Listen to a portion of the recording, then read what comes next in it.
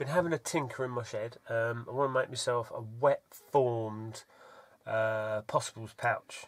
So I've got a nice sized bit of wood there. Yeah, so then we're going to have another, I don't know, say 20mm around the outside for the stitching and stuff, but it's going to be quite a deep pouch and go on a belt, or it might go on the side of my bag.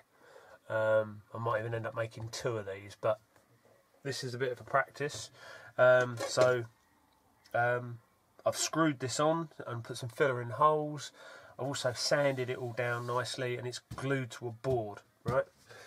Then to go with it, laminate flooring, because it's a nice smooth surface, and then I've rounded, like chamfered all the edges.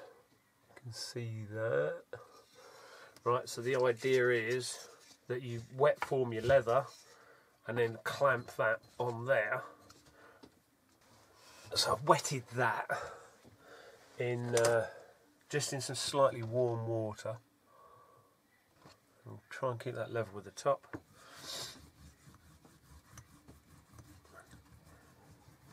Now it's just a teaspoon. It's quite a nice little teaspoon because it's got a rounded end on it, which is really good for getting into corners and stuff.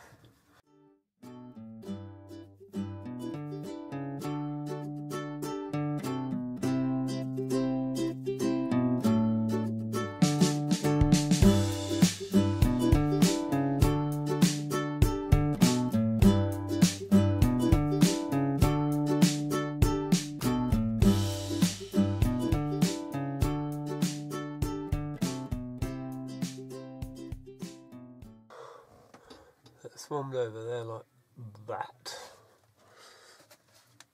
and formed around the corners. Okay, so clamps are off now, and I've screwed it there.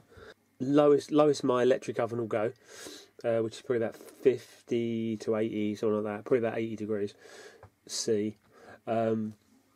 So you overheat it, you're going to make the leather brittle. It's going to break down all the proteins or whatever it is in the leather. So I'm just drying it. Leave the door open a crack as well. About 80 degrees. I'll check it every 20 minutes when I think it's dry enough, because I don't want it to burn, obviously. Then I'll take it out and we'll carry on. Set out the oven.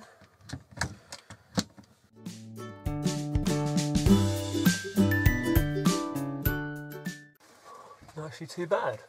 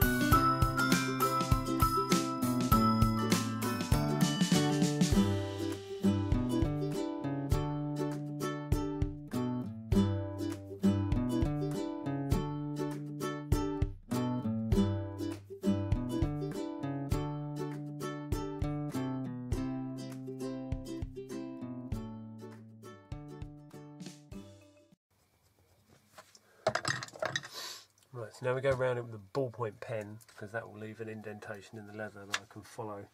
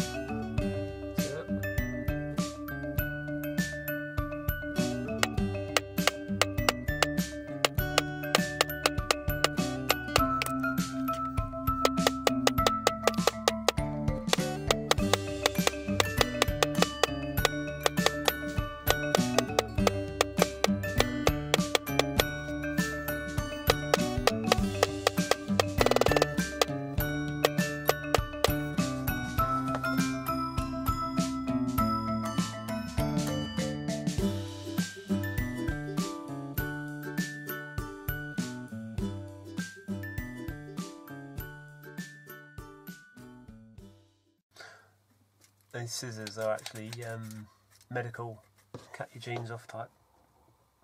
Doctor's scissors, or whatever you call them. Get them off Amazon, they're like £2, but they're really good for following edges and cutting around corners and stuff. Yeah, so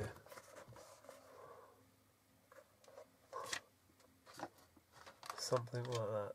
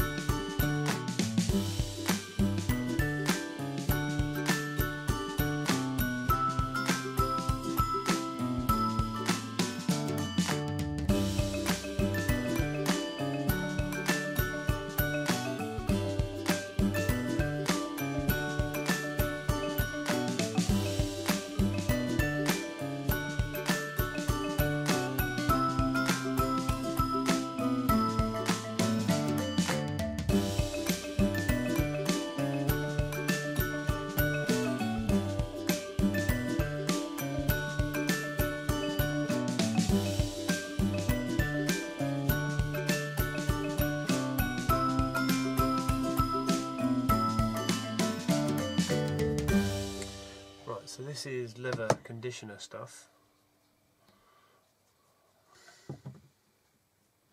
The oils in it will be the same as the oils in the leather dye, because I'm after pink. So if we mix these two together, oh yes.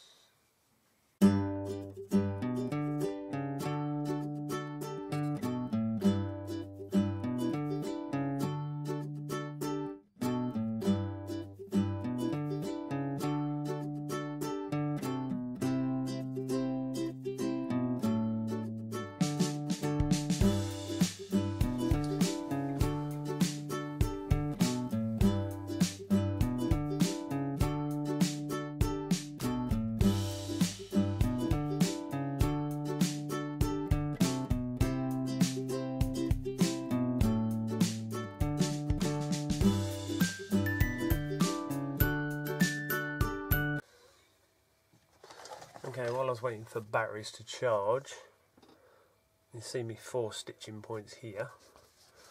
So I've put the straps on the back. If you look from the side, so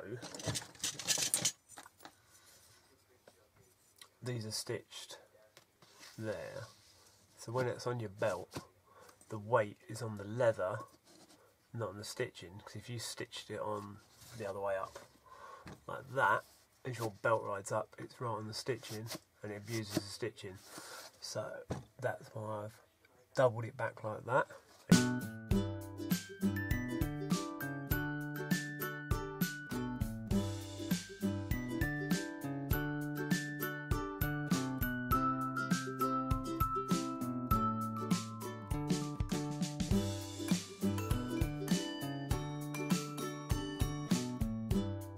Okay, so that's all dried off now, and the clamps are off. Obviously this leather here still needs cutting back, we need to buffer all the edges, we need to do all the stitching. I'm going to do the stitching first and then I can cut back this to match the stitching rather than limiting myself with space.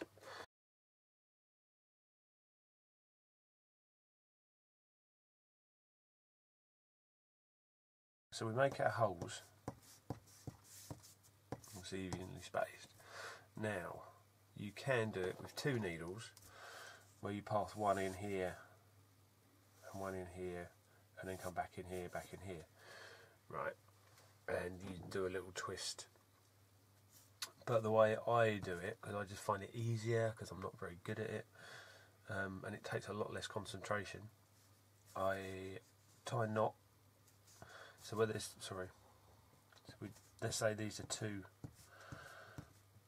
2 sheets of leather. Yes, a side on. Yeah, so it's a sheet of leather like that. So what I'll do is open up this leather, tie a knot in the end of the cord, and I'll come out there. I don't come through this one. Then I go in there, in there, in there, in there, in there, in there, in there.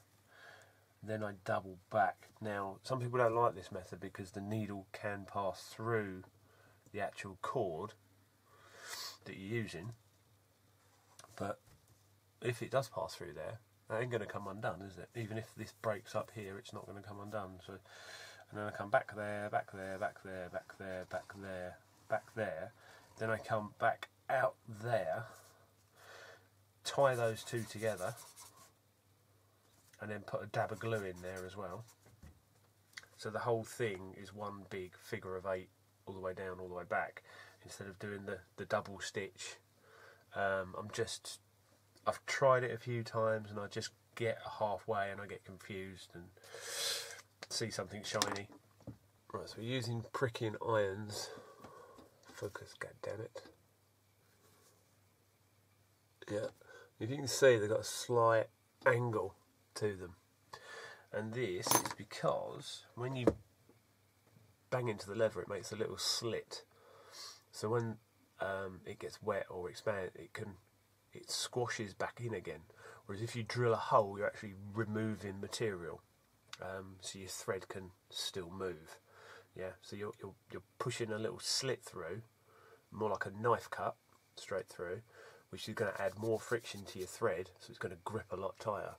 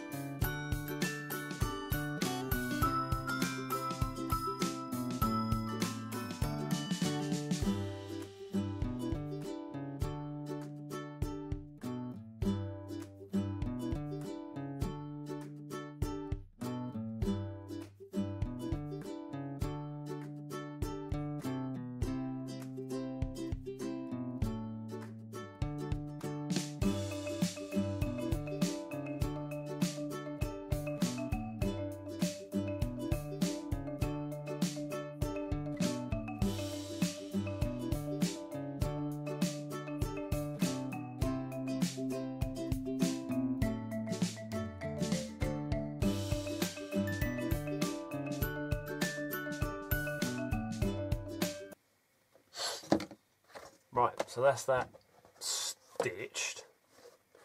I should have grooved around the back of there really, but it's flattened off quite nicely, and it is really strong thread.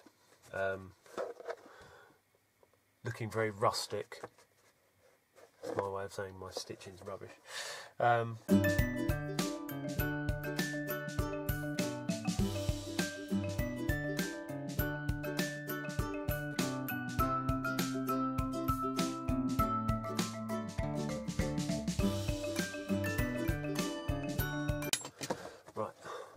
That's the edge all cut off, level the stitching, so it all looks a little bit neater. So we've got a nail file.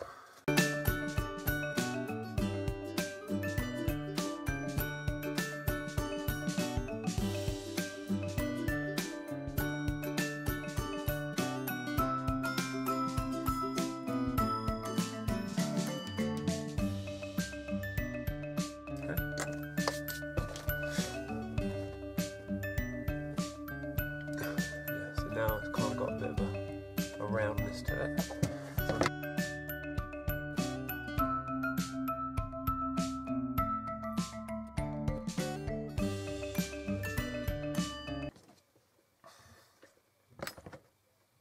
Right, so this is